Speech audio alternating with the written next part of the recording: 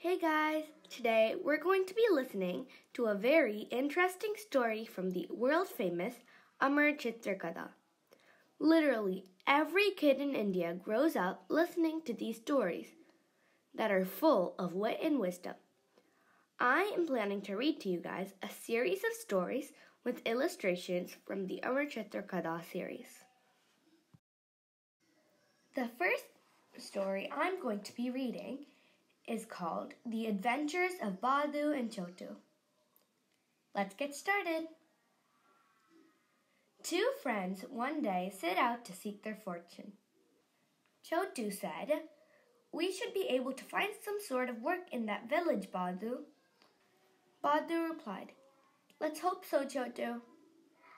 Later that day, "You go that way," said Baddu, "and I'll go this way. We'll meet here again in the evening." Chottu replied, "All right." Then they both parted ways. Later in that evening, Chottu asked, "Any luck?" Baddu replied, "Yes. A man has employed me to water his orchard every day." Chottu said, "I too had some luck. A farmer has hired me to take his cow out to graze." "That's wonderful," said Baddu. Chottu asked, "Now where do we stay?" Baddu said, "I found a place. Let's go there and get a good night's sleep." Later, our new home. Baddu showed Chottu their new home. The next morning found Baddu busy at the orchard, watering the saplings. Towards noon, he was really tired. "Thank God, this is the last one," he thought to himself. "Hey, the ground is as dry as ever. Where has all the water gone?" An hour later, "I've poured half a dozen buckets of water here, but the earth still looks parched. If the master comes around, he'll think I haven't watered the saplings. I'd better go and fetch some more water." Meanwhile, at the other end of the village, Chottu said, "What an easy job I've got. I'll let this cow loose in the meadow, then I'll have a short nap under a tree. Here we are. Go graze to your heart's content." But the moment he let the cow loose, she leaped forward. "What?" and bounded away. "Hey, stop! Come back!" Another farmer yelled, "Get that cow out of my field!" Baddu said, "Let me catch her first." But the cow led Chottu on a merry dance. She ran on and on over the fields and across meadows. It was almost evening before Chottu managed to get hold of her. "Got you at last." Chottu led the cow back to the farm and staggered home. He thought to himself, "I'm ready to collapse. I've never run so much in my life." Uh-oh, Baddu's already here. I envy him. All he had to do was water a few plants. Little did he know that Baddu was as exhausted as he was. Baddu thought to himself, "Ooh, my back. I must have emptied at least 100 buckets of water on that mango sapling, and I'll have to do it again tomorrow." Lucky Chottu. All that fellow has to do is keep an eye on a cow. I better not tell him how hard I have to work, or he'll laugh his head off. Oh, he's back. "So, Baddu, how did things go?" asked Chottu. "Very well. I finished watering the plants before half the day was done," replied Baddu. "Then I lazed around till evening. How is it with you?" Chottu thought, "If I tell him I spent the whole day chasing a cow, he'll laugh his head off." So he said, The cow gave me no trouble at all, Baddu. I let it loose in the meadow and then I had a good nap. I only regret I did not take this cot along. It was very uncomfortable sleeping on the ground. I say, Baddu, look, Chottu. Were you going to say something? Chottu said, No. What were you going to say? Baddu said, It's like this, Chottu. My job is very good, but it's dull. Very dull. What a coincidence. I was about to say the same thing about my own job, replied Chottu.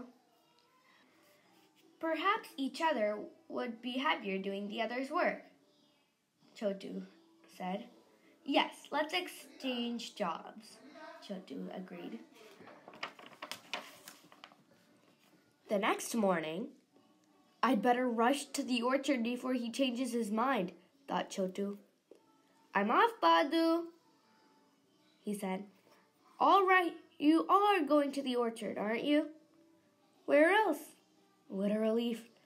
I was afraid he changed his mind, Baddu thought. Anyways, I won't make the same mistake he did.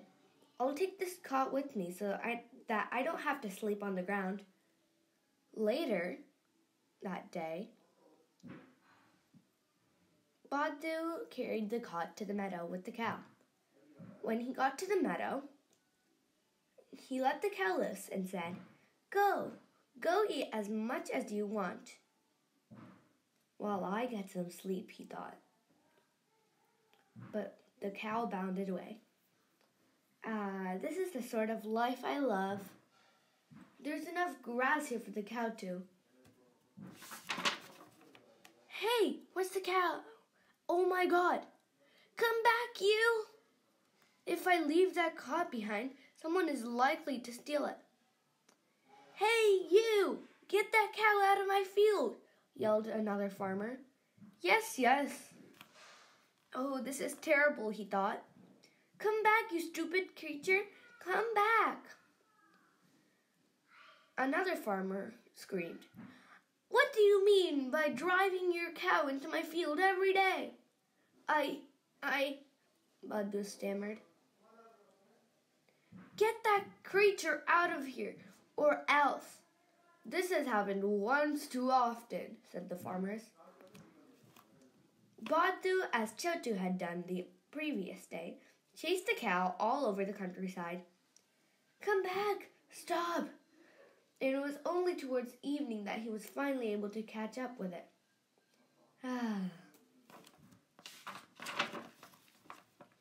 Meanwhile, at the orchard, that's the 84th bucket I've emptied here, Chottu thought. What's wrong with this sapling? What's going on here? The master asked. Why haven't you watered this one? I have. You liar! Go and get some more water for it at once. Yes, sir, yes, Chottu replied. Ouch, my back, he thought. When the friends met again that evening, what a cunning fellow you are, Chottu. And what about you, Baddu? Anyway, we both learnt a good lesson. Yes, we should be more honest with each other in the future, Chottu said. I'm aching all over. Why does that little sapling soak up so much water? That's what puzzled me too, Baddu said. Perhaps the ground below it is hollow. Hollow, did you say? Chottu asked. Yes, Baddu replied. How did it become hollow? Do you think someone has dug up the earth and buried something there? Chottu asked. Gold, perhaps, Baddu said. The two friends forgot their fatigue. Then they ran to the orchard with their spades and dug. And dug. Finally, it's no use, Chottu. There's nothing here. We wasted time. Let's fill this hole up and go home. What's this? Baddu thought, picking up a gold coin. A gold mahur. Oh, there's a brass pot or something here. What's the matter, Baddu? Have you found something? Chottu asked. Just a pretty stone, Baddu lied. He's not telling the truth, thought Chottu. It was almost midnight when they reached home and went back to bed. I am sure it was not a stone he was looking at, Chottu thought. He is fast asleep. Good. So he ran back to the orchard with his spade. An hour later, Baddu will never find the gold, he thought. Thank God he's still asleep. And Chottu fell asleep. Just then, Baddu woke up and stole out of the hut, ran to the orchard and dug up the soil around the mango sapling. But to his dismay, the pot's gone. I'm sure it was Chottu. He must have come back again when I was asleep. Baddu rushed home. There he is, sleeping as if nothing has happened. Hey, why are his legs so dirty? They are covered with slime up to his knees. He's been waiting in the pool. He's hidden the treasure there. Baddu headed for the pool, wading knee-deep into it. He began to search for the treasure. Ah, there's something here. It's the pot. Aha! Later that morning, when Chottu woke up, I overslept, but where's Baddu? He thought. I hope he hasn't got his hands on the treasure. He hurried to the pool. He has, the rascal. Now, where would he go with it? Our own village, of course. I must get the gold away from him somehow, he thought. Chottu rushed to a shop, bought an exquisite pair of slippers, and set out for his village. Thank God Baddu doesn't know this shortcut. Here he comes. Baddu was in a happy mood. He thought, my days of hardship are over. From now, I'll live like a king. Hey, a slipper. It's beautiful. But what's the use of just one of the pair? But when he went some distance ahead, why, there's the second. I'll go back and get the first. Ah, my plan worked. Goodbye, Baddu, Chottu thought. Chottu returned to his village. Look who's here, but he's alone. Where's Baddu? Oh, I really don't know. The last time I saw him, he was walking around with a beautiful pair of slippers, he replied. Chottu went to his house and bolted the door. Now, let's see how much wealth I have. Suddenly, a hand stuck out from underneath the bed. Surprised to see me? When I found the pot was missing, I realized that only you could have taken it. Then I told myself, where could he go except his house? So here I am. I got in just before you did. Half those coins are mine. Now let's start dividing the treasure. Of course! Do you think I was going to keep it all for myself? When they had divided the treasure equally, one coin was left over. Now, what should we do with this piece? Give it to me, Chottu said. No, tomorrow I'll go to the market and exchange this piece for the silver coins. Then we'll divide the silver coins into 2 equal shares. All right, I'll come here tomorrow. But when Baddu went to Chottu's house the next evening, where is he? Baddu asked.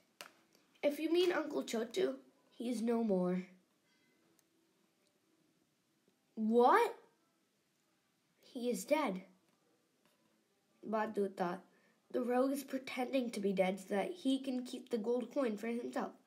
I'll teach him to dupe me. Alas, he was such a good man. He did so much for me. The least I can do for him now is to perform his funeral rites. I'll tie him to this plank, take him to the forest, and cemetery him. Oh, I did not foresee this. Now what's to be done? I'll wait and see what he does, Chottu thought. Baddu fastened Chottu to the plank and dragged it into the forest. It was dark by then. I'll start shouting if he really tries to bring me, Chottu thought. But then I'll have to share the gold coin with him. This is a good spot. I'll cemetery him here. I'll get some firewood. And, oh, thud. Chottu was surprised. Thugs, he thought. Now I'm done for sure. They'll cut my throat if they come to know I'm alive. Let's rest here a while, brothers, one of the thugs said. We've had a good day today.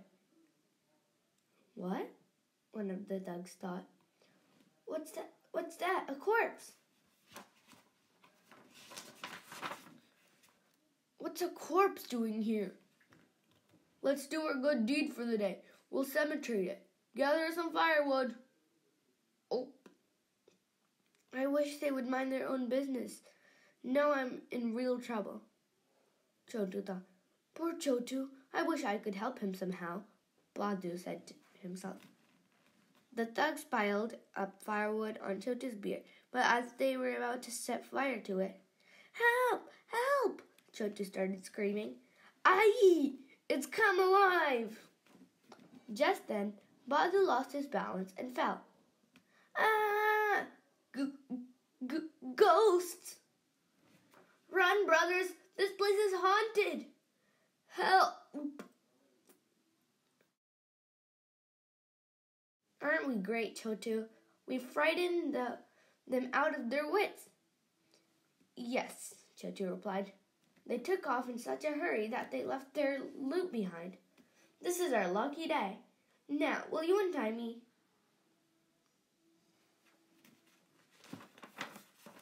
And soon, aha! Now, let's see. What's in the sack? Chottu said. Gold coins, Baddu replied. Let's divide the pile equally. When they finished, they had found one odd piece. Now what should we do with this? You already have one for extra coins from the treasure we found in the orchard, so this one comes to me. Fair enough. Baddu and Chottu went back to their village and remained good friends for the rest of their lives. That's the end of the adventures of Baddu and Chottu. I hope you enjoyed the video. Thanks for watching. I'll see you next time. Bye!